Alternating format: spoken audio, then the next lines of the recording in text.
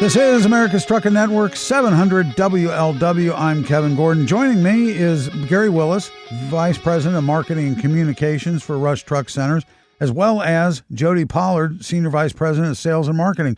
Welcome to the program, gentlemen. We haven't talked in quite a while. It's great to hear from you. Thanks for reaching out. We're always glad to be on your program and reach your listeners. I hope you're doing well yourself. So far, so good. I've got no complaints. The show's doing well. We've got a lot of activity, a lot of things to talk about as far as the trucking industry. So there's never a dull moment there, and it's very interesting in this economic times to see what's transpiring and how we're doing and how everybody is kind of reacting to that. So all well and good. I guess we want to talk about a little bit about that last 389 sweepstakes, the winner that was announced. That is exciting. I'll bet she was thrilled. She was thrilled to say the least, and we were thrilled that she won it as well. Yeah, so a unique story. Obviously, the truck was auctioned off, I guess, about 2 years ago almost, it seems like now, at the Peterbilt dealer meeting that they hold annually. And that particular truck was the last 389, obviously the last traditional hood that Peterbilt Motors Company was going to manufacture. And we were the lucky award winners in that auction, which benefited two great charities unto itself, Wreaths Across America and Truckers Against Trafficking. We were the winning bid at $1.5 million at that particular time. So each of those respective charities got $750,000. And then we had to wait. We had to wait to actually get the truck built, which was built a year ago in December. When we took possession of the truck, we obviously started thinking in our minds, what more good could we do with this particular truck? We certainly knew we could sell it and make a lot of money on it, but in the spirit of how the truck was acquired, we said, let's go see if we can do some more good with this particular truck. So we looked up high and low, all these charitable organizations that we could consider, and what better one than we could align with, one that celebrates our veterans, offer assistance once they return back from combat. All our veterans out there, we appreciate. We just celebrated Veterans Day yesterday, yes. So it's kind of fitting. But the theme of it was, all right, let's put this truck in an online auction to see how much money we could raise for the Wounded Warrior Project. So we built the truck, and then we custom painted it to match our truck that's down in at our ground floor here at our corporate headquarters in New Braunfels. So it's a very kind of symbolic Rush paint scheme, if you will. And so we did about 9 months worth of charitable raising, sent it all to all our locations across the network to kind of raise awareness of what we were trying to do, within hopes that we'll find a lucky winner around ATA, which is held in Nashville this past year in October, America Trucking Association Conference. And we were able to announce our winner. And the funny story is that the Best Trucking, they're out of Tulsa, Oklahoma. They're actually a customer of ours. They're a small fleet of trucks that buy trucks from Tulsa, where the truck was painted, custom painted, where the truck was ordered from the factory. And Jennifer Best, who was at one of our events there in Tulsa, was the lucky winner, and she's part of Best Trucking. So all in all, the truck raised around $2 million in charitable contributions. $500,000 of that went to the Wounded Warrior Project. So that truck, most likely you won't see it on the road. They have lots of plans for it to either make it a show truck or just, kind of a memento piece. But that truck unto itself made a lot of differences in a lot of people's lives, and we were very glad to be a vessel as a part of that through our charitable contributions and just the awareness of those multiple organizations that we were able to benefit. Well, Gary Willis and Jody Pollard, seeing that truck at Matt's in March, that was one beautiful truck with all the chrome and all the accessories that were put on that, and of course the paint job itself was just absolutely gorgeous. And I said at the time I entered a couple, actually I think 3 or 4 times to win that truck, and I figured, well, I'll just park it outside my condo.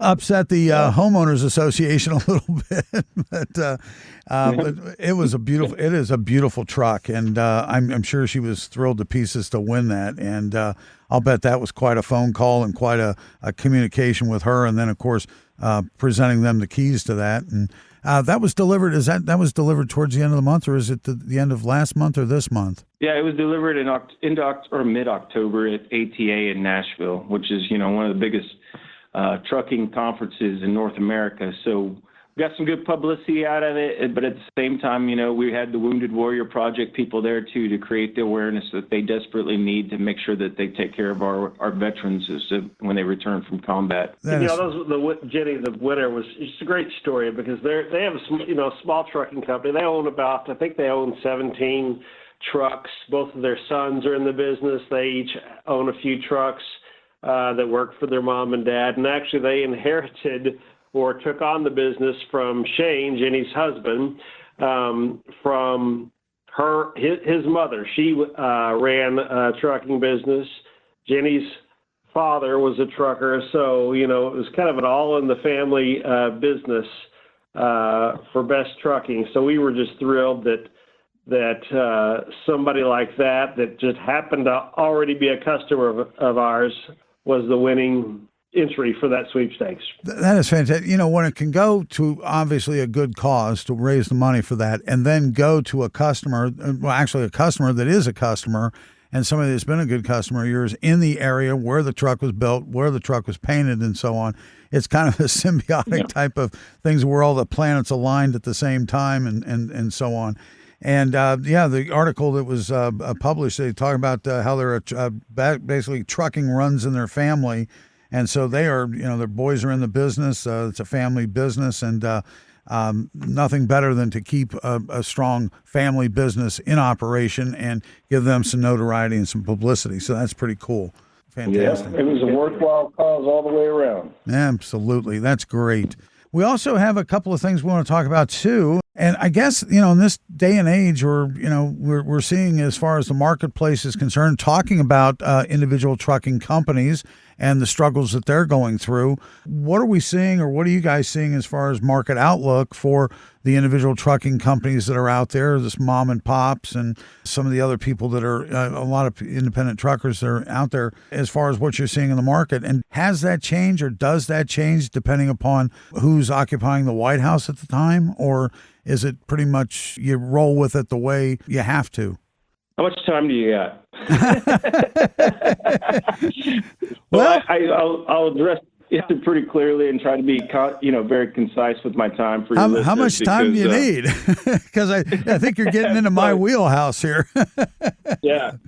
So, obviously, the clarity of November 6th has much more about getting over the anxiety of who or who isn't in the White House, right? As much as what could possibly change in transportation really won't become more evident as more time, as the administration gets in. So there's things that, your listeners are obviously very in tune to is, the regulation piece to our industry and what's been happening over the last 5 to 7 years, and specifically about, pending events, whether it be the merger of the EPA and CARB in 2027. So what I will tell you is, in the time here and now, is most of our folks who are listening on this call and are in this particular space, times have been very challenging. We've obviously been in a freight recession for over 19 months, if not longer in some estimation. So the over-the-road guys, the guys who haul freight up and down, the ladies who haul freight up and down, they've been really crunched. It's been extremely tight. And if you wanted to purchase new equipment or had the availability to purchase new equipment before 2024, you were in an allocation environment where there was a supply chain crisis. There was obviously a huge transportation boom in a post-COVID era because of the amount of goods that were being consumed. But where we sit today, you've got a tightening credit market, you've got a freight recession, you've got somewhat stable fuel prices, and you've got high interest rates, which in some are kind of like the perfect storm without the fuel being a major contributor to this at this particular moment. It's just really hard for you to make a good margin on already a low margin business. So you have to be very business savvy in terms of the right freight to haul for your particular company, for the right amounts of customer service levels.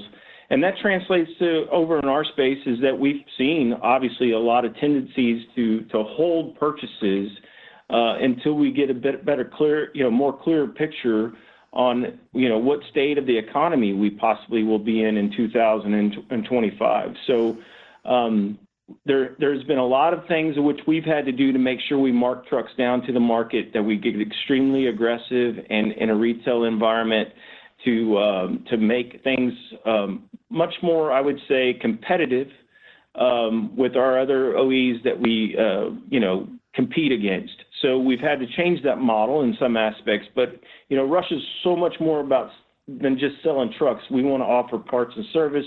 We offer telematics. We offer, rapid on parts call centers so that you can get the calls answered to get your parts needs. The truck is a major part of our industry, major part of how we go to market, but we want to make sure we're committing to our customers that they have all the inclusive pieces to our organization, that they're getting their most, their uptime. The things that really can hurt you in a small business is when your truck sits in the shop or you can't get a part. And so that's how we really kind of differentiate ourselves from our competitors, is to make sure that in times like this, we're far more committed to customer service and the uptime of that vehicle along the way. Going into 2025, what are you seeing there and what are you expecting to see or hoping to see? All right. Well, I'll try to get my crystal ball out here. And unfortunately, we're still somewhat in a unknown space as the political environment starts to iron itself out, right? We know who the president's going to be. We know who the administration's going to be. But how is everything going to basically be transitioned is one of the unique things that our country does. We're 68 days from inauguration. A lot can happen. So for sure. What does a lame duck legislation do? Do they try to force the omnibus waiver, which is, could be a big necessarily hurdle for your listeners to understand as they operate into those states that have the EV mandate or the percentage of vehicles needing to be EV? And would that require, the Trump administration to potentially know how to contend against that? You already seen Governor Newsom. He's already announced a special legislation to combat any things as what they have in place in the state of California. So there's going to be some obviously unknown qualities as the year unfolds on how what was transitioned to how the new administration reacts to some of the things that your listeners have to deal with. Is like what type of equipment do I need to purchase if this is a purchase cycle for me? So I will tell you, the first half of the year with my crystal ball is going to tell you it's going to be a lot like the latter part of 2024. Until you get much more clarity on just what type of regulations could be looked at to where people can start making buying decisions, knowing that in 2027 you have the merger of EPA and CARB, and that would change the entire landscape in respect to the sophistication of equipment and what a customer would need to buy or possibly pre-buy to mitigate some of that technology woes to which nobody wants to be a guinea pig of. So we're looking as it is right now. If the merger of EPA and CARB happen in 2027, the first half of the year, people are going to be, really conservative with what they need to do by way of their buying habits. But as we get closer to that latter part of 25 going into 26, I think you're going to see a lot of aggressive pull-up by most of your major fleets. You know who they are, your top 100 fleets. They're going to be wanting to make business decisions preemptively to the CARB and EPA greenhouse gas to phase in. That's speculative to happen in 2027. Now, in between all that landscape, right, there's lots of things from the volatility of the transition that could possibly happen that actually could become more clear. He just picked the former guy that ran for the New York governorship that lost as his head of the EPA. He has a very, very conservative approach in respect to what would be happening by way of his administration in the EPA. So we're in a very unique state. We thought we'd had it figured out. We think we have it figured out, and then the political landscape makes it a little bit more of a detour here or there, or a jive here and there to understand what we really can clearly tell our customers they need to be making in respect to decisions that's best for their businesses. EVs work in a lot of different spaces, final mile, dedicated freight. they really do work in those spaces. Long haul guys, they know, by the ones that are listening are knowing exactly what I'm about to say. It has a lot of challenges in long haul.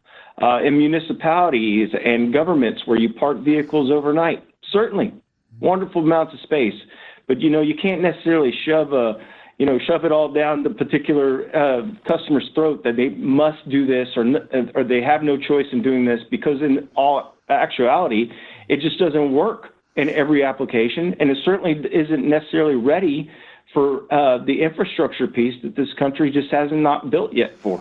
Yeah, and it seems that there's a lot of unknowns. You mentioned the infrastructure piece in terms of being able to have the charging stations and so on, but when you look at the weight factor as far as these vehicles are concerned, and if everybody were to convert to that immediately, you're talking about problems with, in the car industry, you're talking about the problems with parking garages, but as far as bridges and so on with trucks and the weight that these trucks are, and if I'm not mistaken, they're actually about a third more in 8, weight. 8,000 pounds.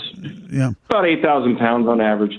Now, the unique thing, it's funny you bring that up, because most people don't necessarily think about it. With that amount of weight in terms of just the equipment itself, that's less of a payload. And so with less of a payload, you're thinking there could be 1.5 times more trucks out there on the road, which most of this regulations was trying to eliminate, which was less trucks out on the road. Right. But because of the payload being diminished, and if you still got to haul enough freight within this country, you could possibly, it take you 1.5 times more trucks to operate the same amount of freight coverage. And then when you take into consideration that these EV trucks are almost twice the cost of the normal diesel trucks, that gets into not only back-breaking expenses for a fleet, and especially if it's being mandated and crammed down somebody's throat, where I'm not sure that the industry can handle that. And it's one of these things where you get these the theories, on paper, this looks good, but when you actually, the rubber meets the road, literally, that's where you get into these problems. Yeah, well, and again, let me emphasize, there is absolute applications that EV makes sense. Exactly. There's no denying about that, and that's where I think sometimes the debate only surfaces on Class 8 over the road. The refuse industry, municipalities, overnight, final mile, absolutely makes perfect sense. The parity that obviously most people aren't necessarily concerning themselves with today is that with the amount of the price of equipment, the warranties that they're putting on in ICE vehicles, there will be parity in 2040 as the technology improves in battery electric vehicles. By 2040, there will be price parity. Mm-hmm. And I know that's hard to really consume right now when you see the discrepancy in pricing, but that's where this industry is going, and the technology is going to only advance itself to make that much more affordable in price parity with the combative nature of diesel, ICE products getting more and more stringent in terms of the amount of NOx they offer, but also the warranty that most of these legislation and regulation pieces are putting on ICE vehicles. So I guess we're right technically in a wait-and-see situation right now to kind of see how these things are going to formulate and maybe what kind of the regulatory environment may be a little bit more friendly, but some of the stuff that can be rolled back may be rolled back, but kind of making sure that people know what the plan is and being able to make their adjustments for their individual companies going forward, at least get some clarity somewhere along the line.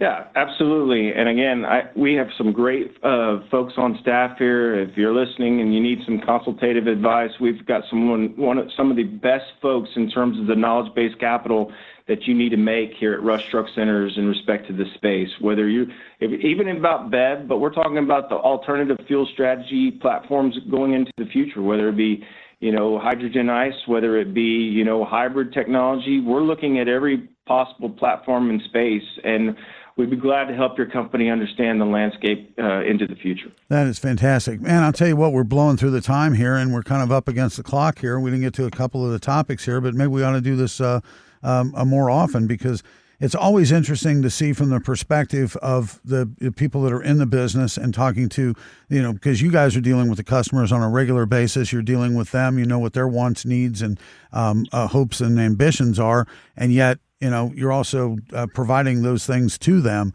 And just getting an overall sense of where the market's heading, because the more people you talk to, then you know what's going on in the industry and different parts of the industry and how that's going to affect the economy overall. So that's great. Yeah. And so look forward to. We're always glad to talk to your listeners. We'll try to pick up another time where we can talk about some of the exciting things we have going on here at Rush. But I want to thank all your listeners for being, loyal customers to you, but all those who reach out to our Rush Truck Centers and stop by for a part or service or even bought a truck from us. We thank you for your business. Absolutely. Gary Willis, VP of Marketing and Communications, and Jody Pollard, Senior Vice President of Sales and Marketing. I thank you guys so much for your time. Also, all very informative. And I just enjoy talking to you guys. It's just too much an easy conversation. So appreciate your time. Yeah. All right. Same here, Kevin. Good to talk to you, and hopefully we can talk to you again soon. All righty. I'm Kevin Gordon, America's Trucking Network, 700 WLW.